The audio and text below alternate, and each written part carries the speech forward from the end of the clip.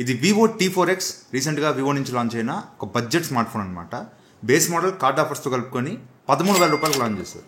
Same ఇదే ఫోన్ని IQ వాళ్ళు నెక్స్ట్ మంత్ ఐక్యూ Z10X అనే పేరుతో సేమ్ ఫోన్ని రీబ్రాండ్ చేస్తారు. స్పెసిఫికేషన్స్ అన్ని సేమ్ ఉంటాయి అండ్ అదొక 1000 రూపాయలు తక్కువగా లాంచ్ చేస్తారు. సరే, అది వచ్చినప్పుడు దాని గురించి మాట్లాడుకుందాం. ప్రస్తుతానికి ఇది 13,000 రూపాయలకి బేస్ మోడల్ వస్తుంది. 13,000 రూపాయలు పెట్టి ఈ ఫోన్ కొనొచ్చా లేదా, దీనిలో ఉన్న మేజర్ కాంప్రమైజెస్ ఏంటి, ఆ ప్రైస్ లో దీనికన్నా బెటర్ ఆల్టర్నేట్స్ ఏమైనా ఉన్నాయా, ఇవన్నీ వీడియోలో డీటెయిల్ గా మాట్లాడుకుందాం. బడ్జెట్ స్మార్ట్ ఫోన్ కాబట్టి నేను కూడా ఎక్కువసేపు లాగను, టకటక చూసుకుంటూ వెళ్ళిపోదాం. ఫస్ట్ బాక్స్ చూసుకుంటే బాక్స్ లో మనకి అన్ని కంటెంట్స్ ఉంటాయి, ఏం మిస్ చేయరు. బాక్స్ చూడడానికి విధంగా ఉంటుంది. బాక్స్ లో డైరెక్ట్ గా ఫోన్ ఉంటుంది అండ్ ఒక ట్రాన్స్పరెంట్ కేస్ ఉంటుంది అండ్ పేపర్ వర్క్ ఉంటుంది.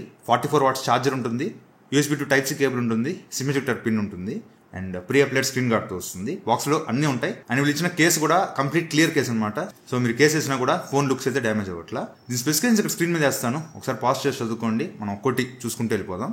ఈ ఫోన్ లో నాకు మేజర్ అట్రాక్టింగ్ ఫీచర్ అనిపించింది దీని లుక్స్ అనమాట. ఇది మొత్తం 2 కలర్స్ లో వస్తుంది. ఒకటి పర్పుల్ కలర్ అండ్ ఇంకోటి మెరైన్ బ్లూ అని ఇంకో కలర్ ఉంది.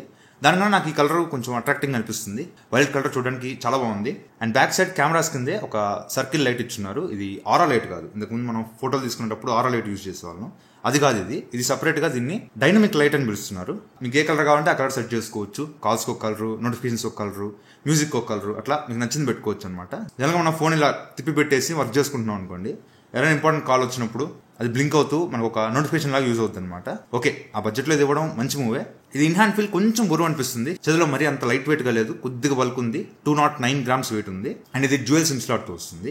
కమింగ్ టు డిస్ప్లే, ఇది 6.72 inches full HD plus IPS LCD డిస్ప్లేతో వస్తుంది. 120Hz రిఫ్రెష్ రేట్ సపోర్ట్ చేస్తుంది.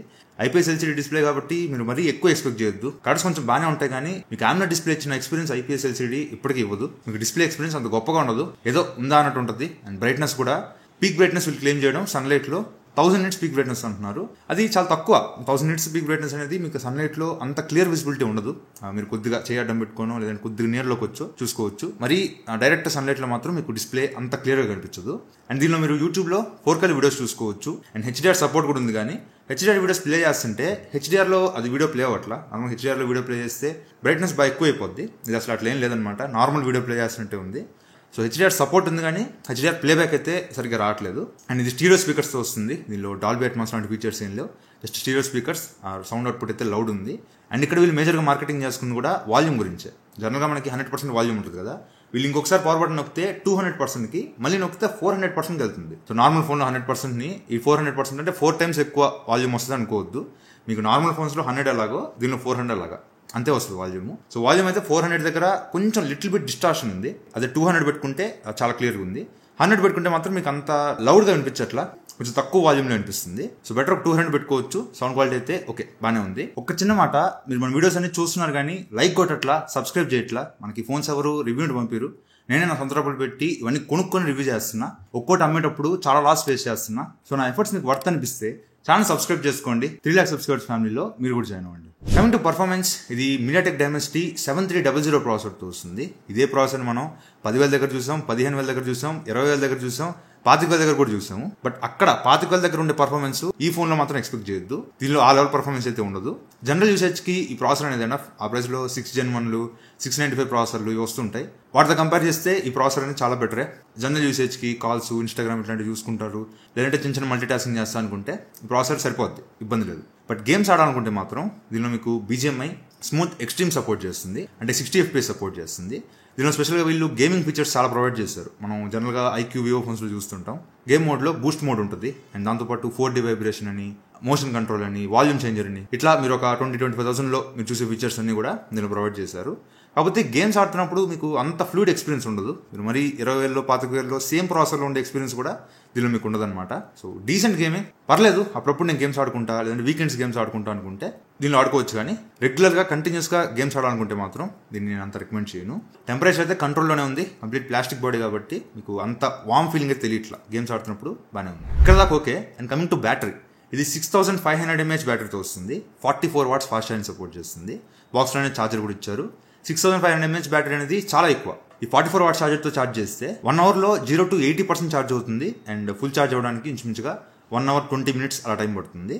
సో ఛార్జింగ్ స్పీడ్స్ అయితే ఓకే, కానీ డిశ్చార్జ్ దగ్గర నేను చాలా డిసప్పాయింట్ అయ్యాను. 6500 mAh బ్యాటరీ అంటే తక్కువ ఒక 9 hours దాకా వచ్చేస్తుంది అనుకున్నా. బట్ ఇది మాక్సిమం స్క్రీన్ అంటే చాలా మినిమల్గా వాడా, అంత హెవీగా యూజ్ చేయకపోయినా కూడా 8 అవర్స్ స్క్రీన్ టైం వచ్చింది అంతే. సో 8 అవర్స్ అనేది 6500 mAh బ్యాటరీకి కొంచెం తక్కువే. జనరల్గా 8 అవర్స్ బ్యాటరీ అనేది మీకు 5500 mAh బ్యాటరీస్లోనే వచ్చేస్తుంటాయి 8 hours screen time. But దీనిలో ఎంత ఎక్కువ బ్యాటరీ ఇచ్చినా కూడా స్క్రీన్ టైం కొంచెం తక్కువ అనిపిస్తుంది. ఎందుకంటే AMOLED డిస్ప్లే కాదు, IPS LCD డిస్ప్లే.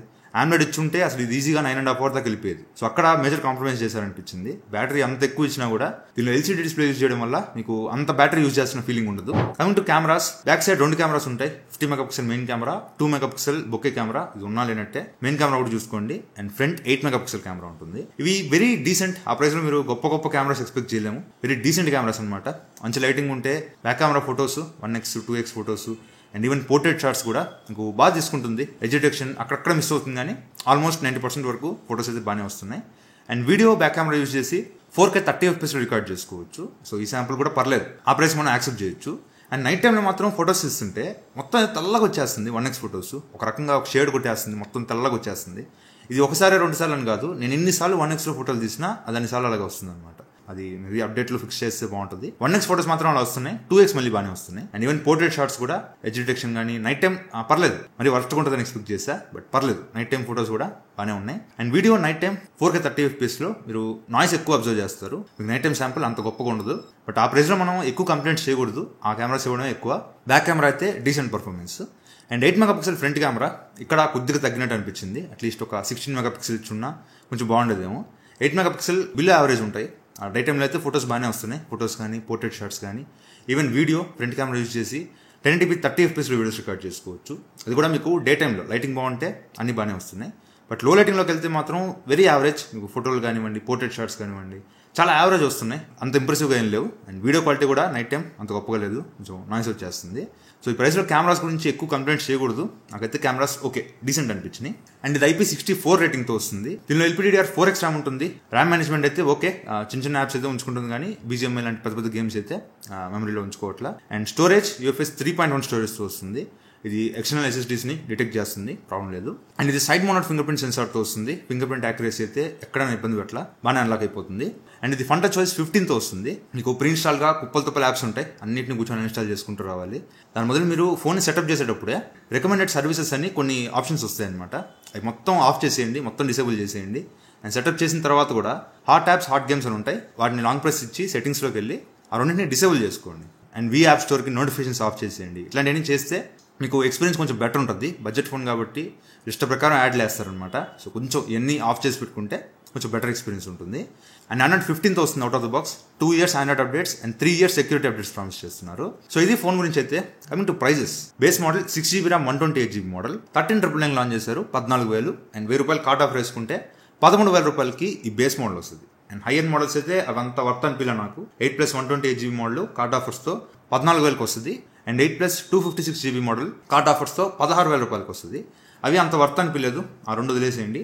ఈ బేస్ మోడల్ 13,000 రూపాయలు తీసుకోవచ్చా అంటే మాత్రం దీనికన్నా ఒక ₹1,000 ఎక్స్ట్రా పెట్టుకుంటే మీకు CMF Phone 1 వస్తుంది. ఇది 13 కదా, అది 14కి వస్తుంది. సో ఒక ₹1,000 పెట్టుకుంటే దానిలో మీకు ఇంకా బెటర్ డిస్ప్లే, అది AMOLED డిస్ప్లేతో వస్తుంది, LCD డిస్ప్లే కాదు. సో దానిలో కూడా మీకు బ్యాటరీ లైఫ్ బాగానే ఉంటుంది. మేజర్గా UI, దీనిలో UI అసలు తట్టుకోలేరు, ఫన్ టచ్ OS చిరాగ్గా ఉంటుంది అనమాట. దానిలో UI చాలా బాగుంటుంది CMF Phone 1లో, నథింగ్ OS కాబట్టి. సో ఇట్లా మీకు దీనికన్నా CMF Phone 1 చాలా బెటర్ ఆప్షన్. కాకపోతే దానిలో ఛార్జర్ ఉండదు, ఛార్జర్ సెపరేట్ కొనుక్కోవాలన్నా ఎక్స్ట్రా ఇంకో ₹1,000 పెట్టాలి. దీనికన్నా 2,000 ఎక్స్ట్రా పెట్టుకుంటే మీకు CMF Phone 1 వస్తుంది. సో ఒకవేళ మీ బడ్జెట్ వెరీ టైట్, నేను 13,000 రూపాయల కన్నా ₹1 కూడా ఎక్కువ పెట్టలేను అనుకుంటే అప్పుడు ఈ ఫోన్ కన్సిడర్ చేయొచ్చు. లేదు నేను ఎక్స్ట్రా పెట్టుకోగలను అనుకుంటే ఒక 2,000 ఎక్స్ట్రా పెట్టుకోండి. 15,000 రూపాయలకి CMF Phone 1 దీనికన్నా చాలా చాలా బెటర్ ఆప్షన్ CMF Phone 1. ఒక 2,000 ఎక్స్ట్రా పెట్టుకోగలను అనుకుంటే CMF Phone 1కి వెళ్ళిపోండి.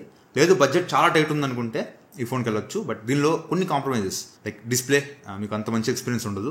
అండ్ బ్యాటరీ లైఫ్ కూడా మరీ 6500 mAh లాగైతే నాకు అనిపించలా. సో కొద్దిగా ఇట్లా చిన్న చిన్న కాంప్రమైజెస్ ఉన్నాయి. అండ్ యూజర్ ఎక్స్పీరియన్స్ కూడా అంత బాగోదు. సో ఇవన్నీ ఓకే అనుకుంటే ఈ ఫోన్ కన్సిడర్ చేయొచ్చు. లేదు కొద్దిగా ఆగుతా అనుకుంటే IQ ఈ ఫోన్ రీబ్రాండ్ చేసేదా కాగండి. అది దీనికన్నా ఒక ₹1,000 తక్కువకే వస్తుంది. ఒకవేళ అది కార్ట్ ఆఫర్స్తో కలుపుకొని బేస్ మోడలే ఒక 12,000 అలా వస్తే మాత్రం అప్పుడు అది కన్సిడర్ చేయొచ్చు. సో ఇది వాటి వీడియో అయితే. ఈ వీడియో నచ్చితే లైక్ చేయండి, షేర్ చేయండి, కామెంట్ చేయండి. ఛానల్ సబ్స్క్రైబ్ చేసుకుని మాత్రం మర్చిపోకండి. Thank you friends watching. Bye. జై.